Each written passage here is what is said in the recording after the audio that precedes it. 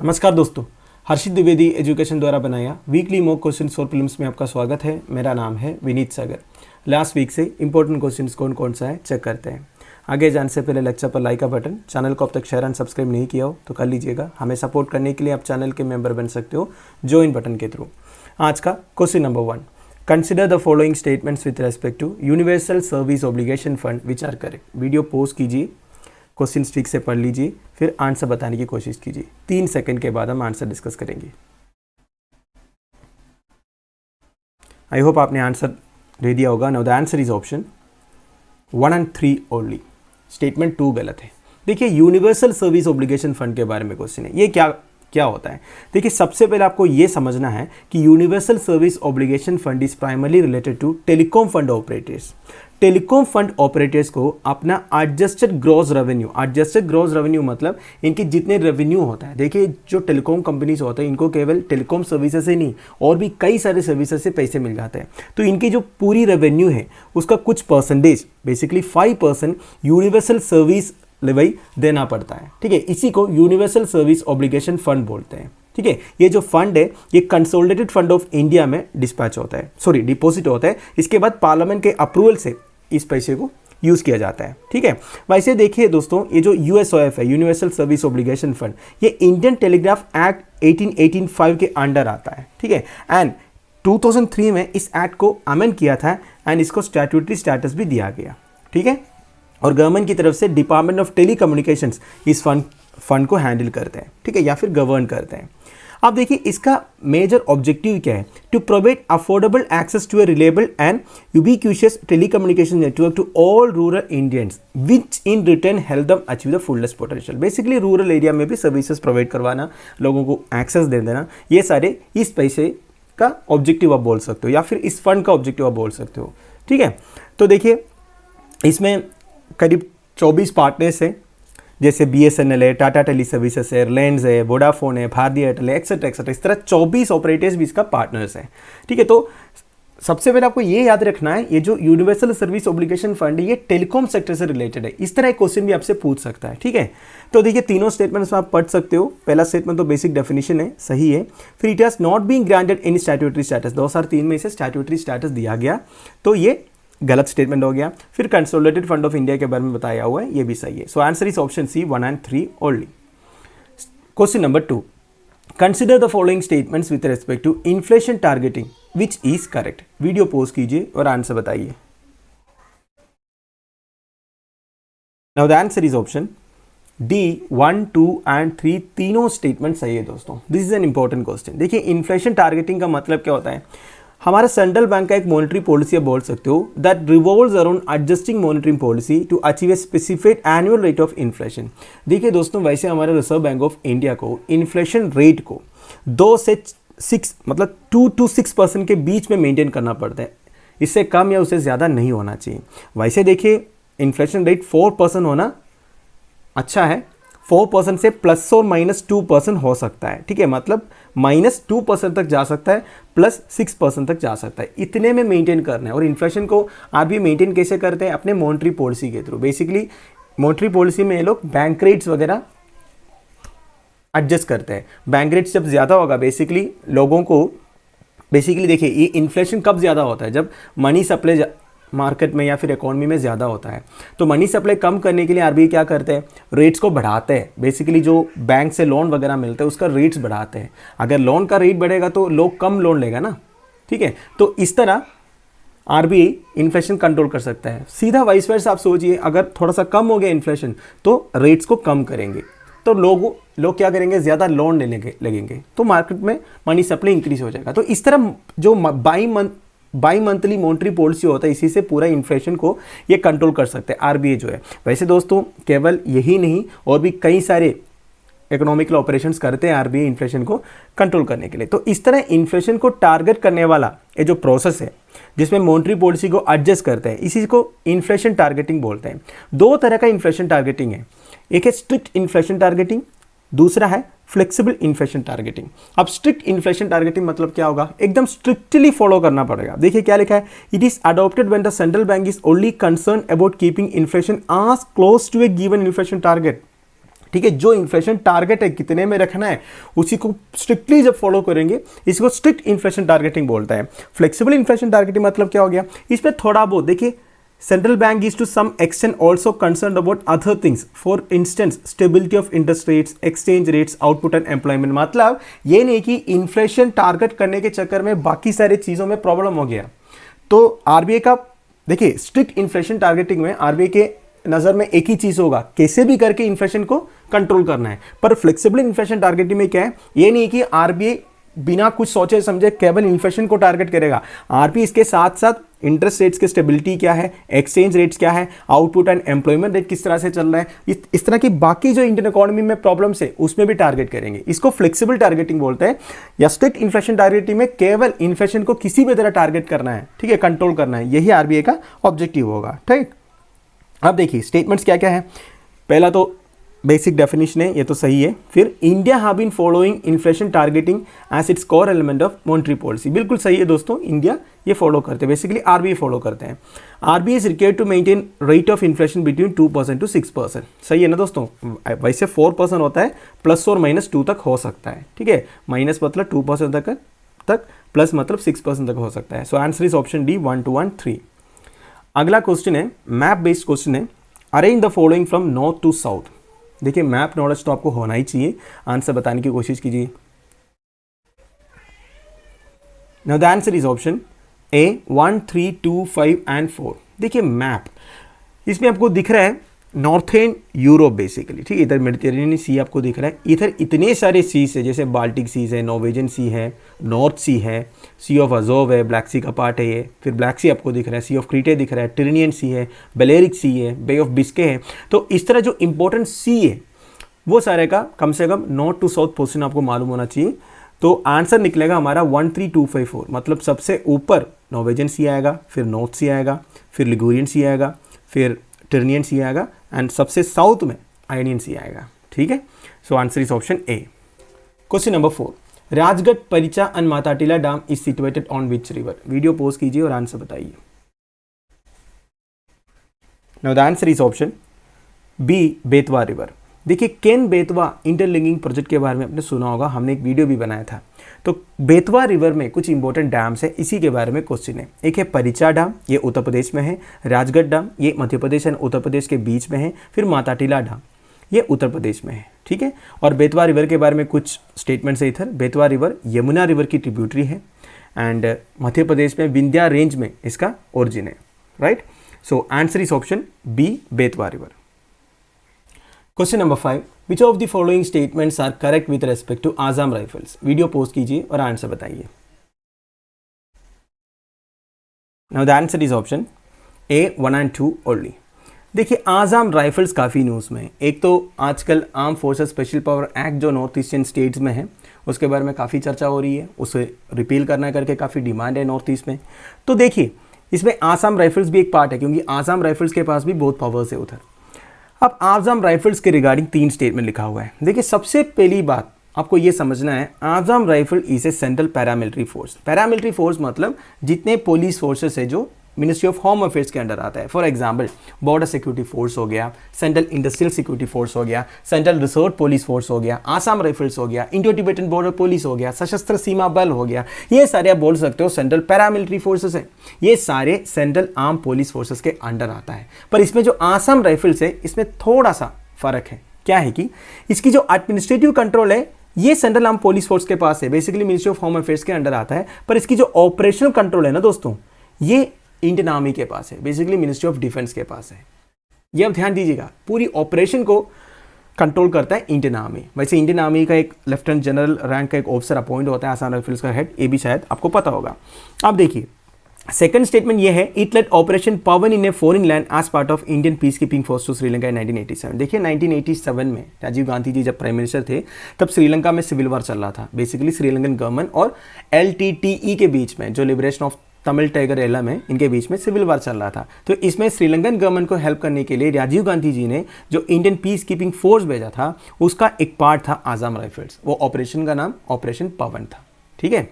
यही ऑपरेशन की वजह से LTTE के कुछ लोगों ने राजीव गांधी का असैसिनेशन भी किया था, ये भी शायद आपको मालूम होगा।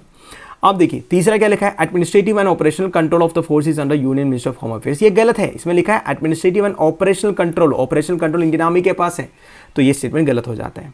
बाकी कुछ डिटेल्स इधर लिखा हुआ है, आप पढ़ लीजिएगा आसाम राइफल्स के बारे में। वैसे ये सब के बारे में हमने काफ़ी बार डिस्कस किया, इवन डेली न्यूज़ में जो पहले मैं क्यूज़ किया हूँ उसमें भी मैंने आसाम राइफल्स के बारे में बोला है, ठीक है। So answer is option A 1 and 2 only. Question number 6, UNCLOS is the only international convention which stipulates a framework for state jurisdiction in maritime spaces. The convention has created 3 institutions on the international scene. Choose the correct options. Video pause कीजिए और answer बताइए। Now the answer is option D 1, 2 and 3 only. सबसे पहले UNCLOS का मतलब क्या होता है? United Nations convention on law of sea. It is the only international convention which stipulates a framework for state jurisdiction in maritime spaces. कहने का मतलब ये है दोस्तों, जितने कंट्रीज इस दुनिया में हैं जिनके मैरिटाइम बाउंड्रीज है, वो सी के ऊपर या ओशियन के ऊपर कितना एरिया तक इनका जुरिस्डिक्शन है, वो बताता है UNCLOS का फ्रेमवर्क। सिंपल भाषा में आपको बता देता हूं, मान लीजिए इंडियन सबकॉन्टिनेंट का सथेन पेनिनसुला है। अब आपको पता है इधर आता है अरेबियन सी, इधर आता है इंडियन ओशन, इधर आता है बे ऑफ बंगाल।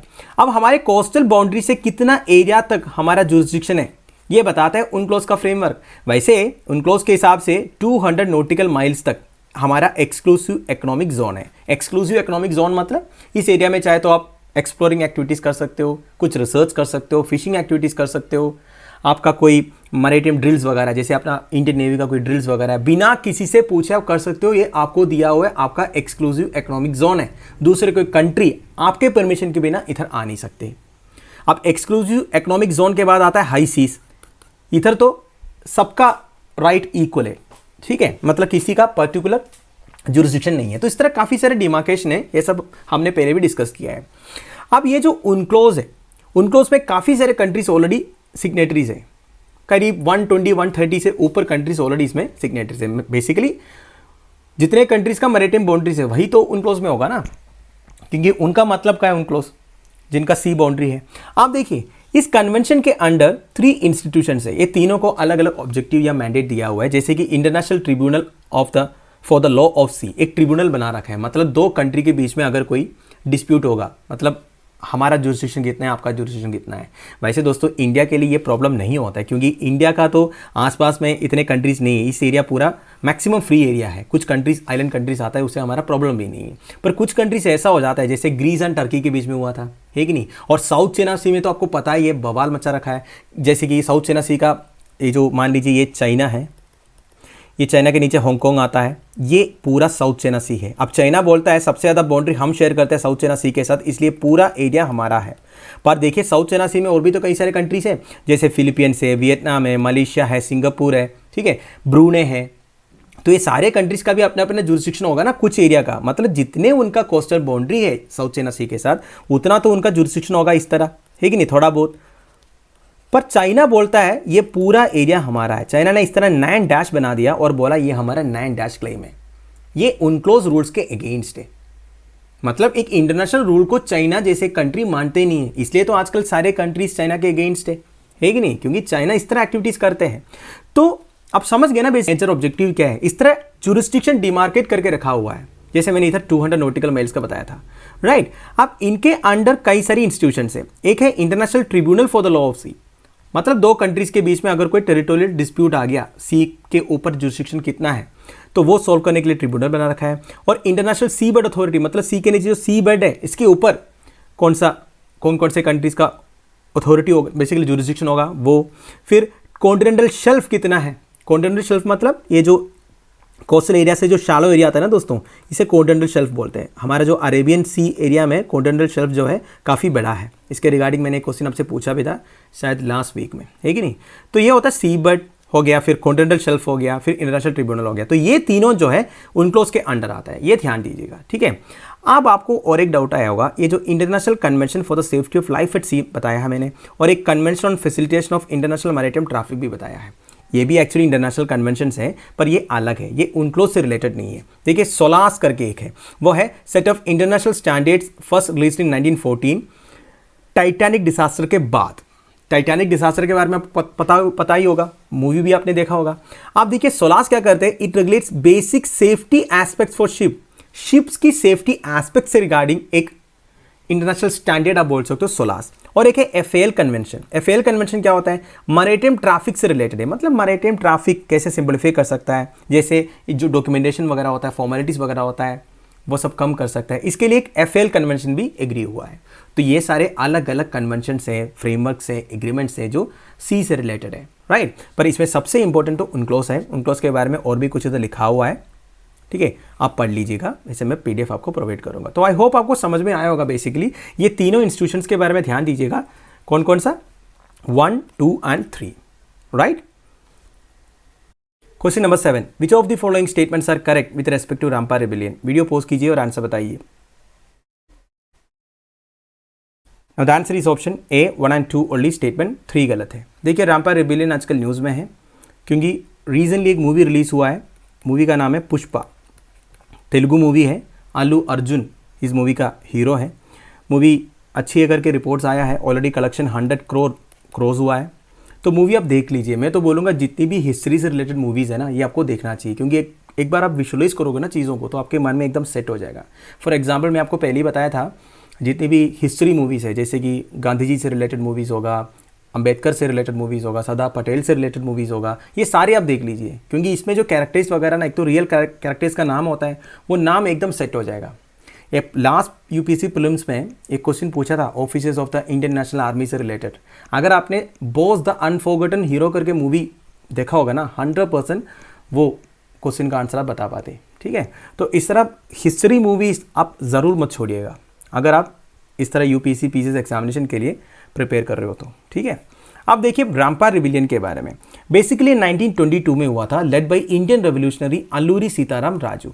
अब देखिए, it was against the British Raj for imposition of 1882 Madras forest act. आपको पता है ब्रिटिश राज में जितने फॉरेस्ट एक्ट पास होते थे वो किसके लिए था, जितने ट्राइबल कम्युनिटीज है उनके मूवमेंट रेस्ट्रिक्ट करने के लिए, फॉरेस्ट के अंदर जाने का जो फ्री मूवमेंट वगैरह है वो रेस्ट्रिक्ट करने के लिए हमेशा फॉरेस्ट एक्ट पास करते थे ब्रिटिश राज। तो इसके अगेंस्ट कई इलाकों में रिबेलियंस हुआ है, जैसे छत्तीसगढ़, झारखंड एरिया में हुआ है कि नहीं। और ये मद्रास फॉरेस्ट एक्ट के अगेंस्ट एक रिबेलियन था, Rampa rebellion led by Indian revolutionary Alluri Sitarama Raju, ठीक है। इसे मान्यम रिबेलियन भी बोलते हैं और it was led by Alluri Sitarama Raju in Godavari agency of Madras presidency, right. अब it began in August 1922 and lasted until the capture and killing. British Raj ने अल्लूरी सीताराम राजू को कैप्चर भी किया था, मार भी दिए थे इन मई 1924, राइट। अब देखिए हमारा स्टेटमेंट्स क्या क्या है। It is also known as Manyam rebellion, very correct. It was a tribal uprising led by Alluri Sitarama Raju, very correct. It was against the British Raj for the imposition of 1882 Bombay forest act, गलत है, मद्रास फॉरेस्ट एक्ट है, क्योंकि Madras presidency में Godavari agency में हुआ था। सो answer is option A, 1 and 2 only. Question number 8, Sahrawi tribes is associated with which of the following countries. Video post कीजिए और आंसर बताइए। Now the answer is option A, Mauritania. Mauritania country जो है waste Africa में आता है। ये देखिए आप अटलांटिक ओशन से अपना बाउंड्री शेयर करता है। मैंने आपको पहले बोला था ना, मैरीटाइम बाउंड्री जितने कंट्रीज शेयर करते हैं वो उनक्लोज साइन किया हुआ है करके। देखिए अटलांटिक ओशन से मॉरिशानिया अच्छा खासा बाउंड्री शेयर करते हैं, तो इस तरह की कंट्रीज उनक्लोज साइन करते हैं, ठीक है। देखिए मॉरिशानिया का बॉर्डर नॉर्थ वेस्ट में वेस्टर्न सहारा आता है, नॉर्थ ईस्ट में अल्जीरिया, ईस्ट में माली, साउथ वेस्ट में सेनेगल। तो इतने कंट्रीज के साथ अपना बॉर्डर शेयर करता है और वेस्टर्न साइड में अटलांटिक ओशन है। अब देखिए दोस्तों, Sahrawis are former nomadic and tribal people sharing cultural trades with Mauritania shape from Berber, African, Arab and Muslim roots. तो बेसिकली इनके रूट्स के बारे में बता रहा है, कुछ बर्बर है, अफ्रीकन है, अरब है, मुस्लिम है, राइट। तो कुछ और डिटेल्स लिखा हुआ है, आप देख लीजिएगा। रिसेंटली सरावी ट्राइब के बारे में एक आर्टिकल आया था, इसलिए मैंने क्वेश्चन डाला था, बाकी आप पढ़ सकते हो। Answer is option A, Mauritania. Question number 9, neurocysticercosis is related to which of the following. Video post कीजिए और आंसर बताइए। Now the answer is option B, parasitic infection. देखिए रीसेंटली आसाम के कुछ इलाकों में से न्यूरोसिस्टिजरोसिस रिपोर्ट हुआ था। This is basically an infectious parasitic disease. एक पैरासाइट की वजह से, बेसिकली एक टेप वेम की वजह से होता है। टेप वेम का नाम है टेनिया सोलियम, ठीक है। ये बेसिकली पिग्स में सुअर में दिखता है।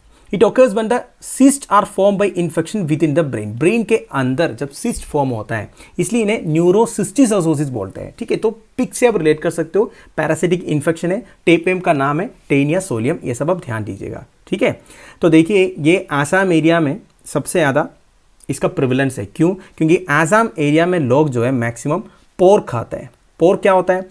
पोर्क, पिग का जो मीट है इसे पोर्क बोलते हैं, जैसे बफलो मीट को बीफ बोलते हैं ना दोस्तों, इस तरह।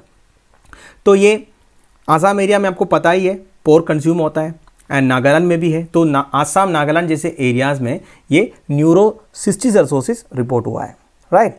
तो this is related to basically parasitic infection.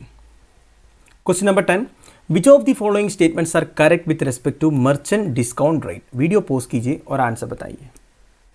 Question number 10, which of the following statements are correct with respect to merchant discount rate? Video post कीजिए और आंसर बताइए। Now the answer is option A. It is the sum total of all the charges and taxes that a digital payment entails. Digital payment, ये सबसे बड़ा point है। Digital payment से related है merchant discount rate.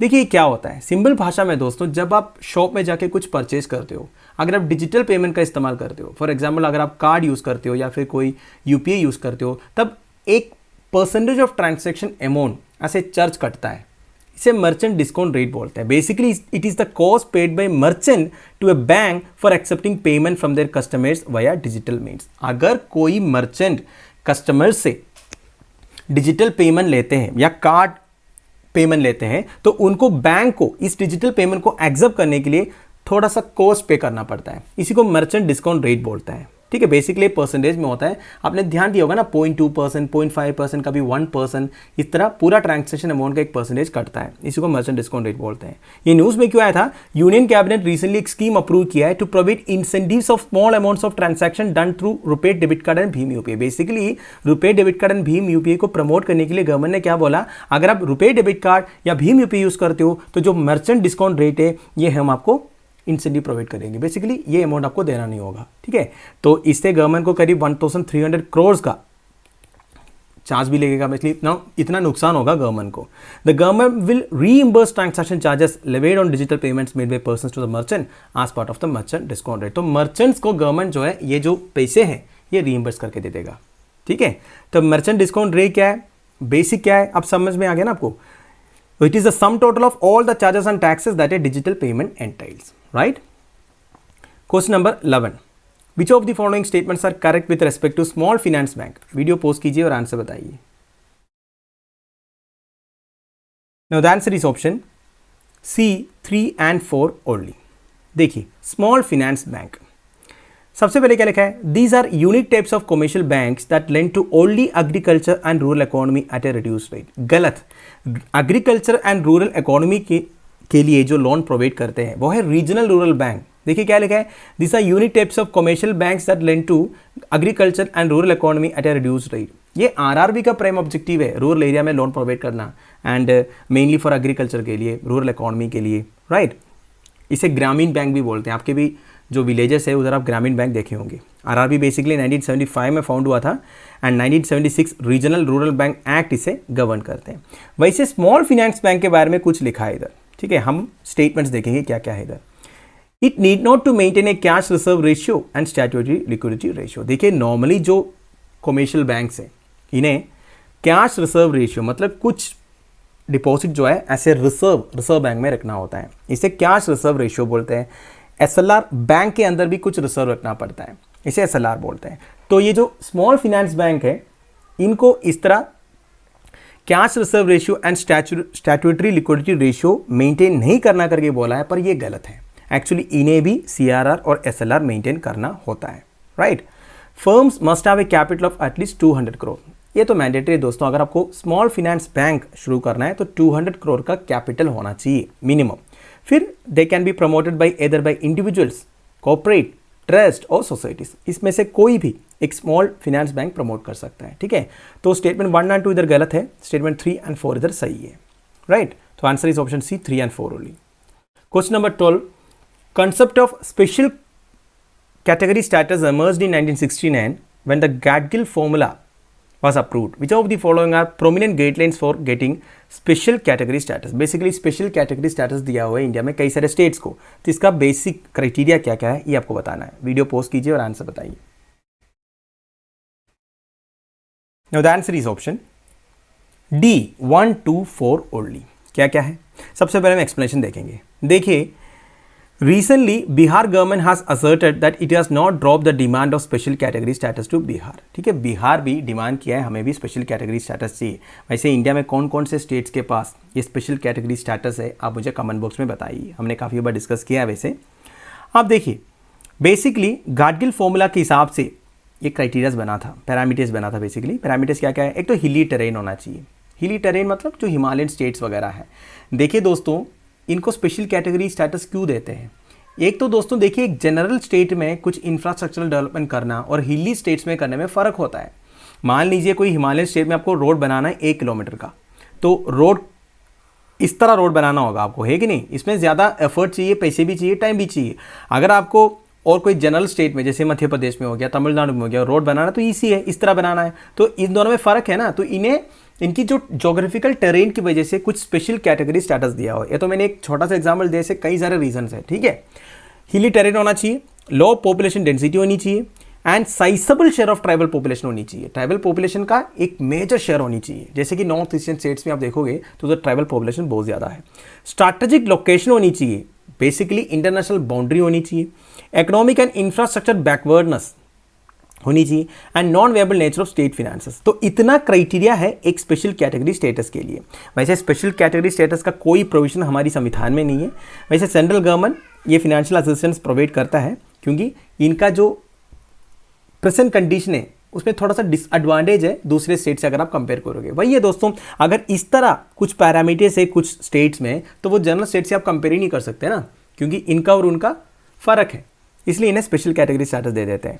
तो देखिए इसमें क्या क्या लिखा है. Must be economically backward with poor infrastructure, बिल्कुल सही. State must be located in ए हिली एंड चैलेंजिंग टेरेन, बिल्कुल सही. Should have high population density and significant tribal population, गलत. लो पॉपुलेशन डेंसिटी है. Should be strategically situated along the borders of neighbouring countries, very correct.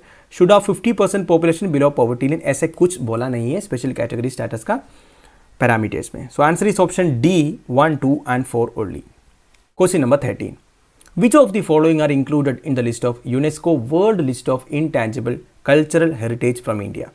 Choose the correct option. Video post कीजिए और answer बताइए. Now the answer is option D, all of the above. देखिए, UNESCO world list of intangible cultural heritage में India में से कई सारे art forms हैं. आप इसमें से Vedic chanting, Durga Puja in Kolkata, yoga, Ramlila, the traditional performance of Ramayana, ये सब आपने सुना होगा. मुडिएटू के बारे में शायद सुना नहीं होगा. आप गूगल में सर्च कीजिए या फिर यूट्यूब में सर्च कीजिए, आपको ये आर्ट फॉर्म मिल जाएगा. वैसे ये केरला में होता है. मेरा घर भी एक मंदिर के पास में है, महाकाली मंदिर है. तो वो मंदिर में भी मुडिएटू होता है. एनुअल फंक्शन होता है, जब मंदिर में फेस्टिवल होता है तब मुडिएटू आर्ट फॉर्म परफॉर्म होता है. बेसिकली महाकाली से रिलेटेड एक स्टोरी परफॉर्म करते हैं कुछ आर्टिस्ट. तो काफ़ी डिवाइन एक्सपीरियंस है मुडिएटू. अगली बार जब होगा मैं इसका एक वीडियो बना के आपको दिखाऊंगा. तो मुडिएटू के अलावा और एक आर्ट फॉर्म है केरला का जो यूनेस्को इंटेंजिबल कल्चरल लिस्ट में है. वो कौन सा आप मुझे बताइए. ठीक है, so the answer is option D, all of the above. Question number 14. Log for shell is associated with which of the following statement. Video post कीजिए और आंसर बताइए. Now the answer is option C, it's a software vulnerability. देखिए, log for shell ये क्या है? This is one of the worst cyber security flaws to have been discovered. एक type का cyber security flaw है, मतलब cyber security को attack करने वाला एक टाइप का एक वल्नरेबिलिटी आप बोल सकते हो लॉग फॉर शेल. एक्चुअली इसका नाम है CVE 2021442228. ये जो CVE नंबर है ये बेसिकली एक यूनिक नंबर है जो इस तरह की वल्नरेबिलिटी डिस्कवर होता है ना, उसी को देने वाला. मतलब इसका एक आसान नाम भी दिया हुआ है लॉग फॉर शेल करके, पर इसका एक्चुअल ऑफिशियल नेम ये है.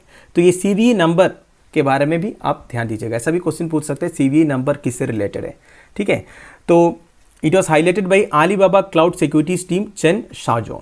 ठीक है, पर इसके बारे में ज़्यादा टेक्निकलिटी मुझे भी मालूम नहीं है. बस आप यही समझ लीजिएगा कि ये जो लॉग फॉर शेल है किससे रिलेटेड है. जब भी इस तरह की कोई साइबर सिक्योरिटी से रिलेटेड, स्पेस से रिलेटेड, साइंस से रिलेटेड कोई इस तरह का टेम्स आता है ना, तो आपको बस यही जानना है कि ये किससे रिलेटेड है. इसी तरह का क्वेश्चन आपसे पूछेगा. तो log for shell vulnerability is related to ये सॉफ्टवेयर वल्नरेबिलिटी, राइट. तो दोस्तों आज का final question, consider the following, which of the deposits given above are insured by the deposit insurance and credit guarantee corporation. Video post कीजिए और answer बताइए। Now the answer is option A 1, 2 and 3 only. देखिए deposit insurance and credit guarantee corporation ये क्या है? Basically bank में हमारे जितने डिपॉजिट्स है वो इंश्योर्ड रहता है। फॉर एग्जाम्पल मान लीजिए आपका कोई बैंक में 5 लाख का एफडी है। मान लीजिए 2-3 साल के बाद वो बैंक जो है बैंकरप्ट हो गया, पूरा खत्म हो गया, तो आपके पैसा का क्या होगा? पहले क्या होता था, आपको केवल 1 लाख रुपये मिलता था, मतलब गवर्नमेंट की तरफ से 1 लाख रुपया, चाहे वो कितने भी आप डिपॉजिट करो, अगर पूरा बैंकरप्ट हो गया या इंसॉल्वेंसी हो गया तो आपको इतने ही पैसे मिलता था। तो आजकल ये इंक्रीज कर दिया, 5 लाख कर दिया, ठीक है। तो सबसे सेफ क्या होगा? अगर आपके पास बहुत सारे पैसे हैं, आप उसको एफडी बनाना चाहते हो, तो आपको क्या करना है, एक ही बैंक में पूरे पैसे डिपॉजिट नहीं करना है, 5 लाख करके आप अलग अलग बैंक में डिपॉजिट कर दो। तो भले कोई भी बैंक बैंकरप्ट हो गया या फिर कोई प्रॉब्लम हो गया तो आपको 5 लाख तो मिल जाएगा ना। पर एक बात आप समझ लीजिएगा, मान लीजिए आपने 5 लाख डिपॉजिट किया और 1 साल के बाद इंटरेस्ट के साथ वो बन गया 5,50,000, तो आपको 5,50,000 नहीं मिलेगा, आपको केवल 5 लाख ही मिलेगा। इसे सबसे अच्छा क्या होगा, 4 लाख डिपॉजिट करो, तो 4 लाख 1 साल में हो सकता है कुछ 40,000 का, आपका 40,000 तो नहीं मिलेगा, फिर भी मान लीजिए 20-30,000 का इंटरेस्ट भी बन गया, तो आपको 5 लाख के नीचे जितने पैसे वो मिल जाएगा। मेरा कहने का मतलब है total principal plus interest 5 lakh उतने मिलेगा आपको वापस, ठीक है, वर्स्ट केस सिनारियो में। तो यह है basically deposit insurance and credit guarantee corporation. तो ये कौन कौन से डिपॉजिट्स के लिए एप्लीकेबल है ये लिखा है, savings account deposits, recurring deposits, current account deposits.